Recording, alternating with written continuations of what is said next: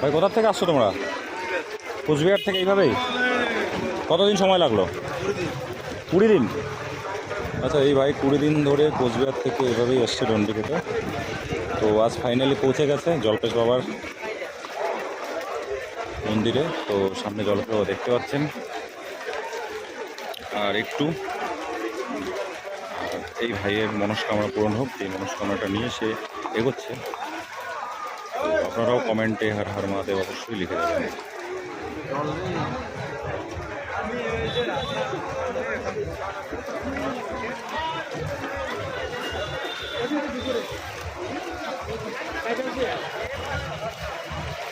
Har Har Mahadev.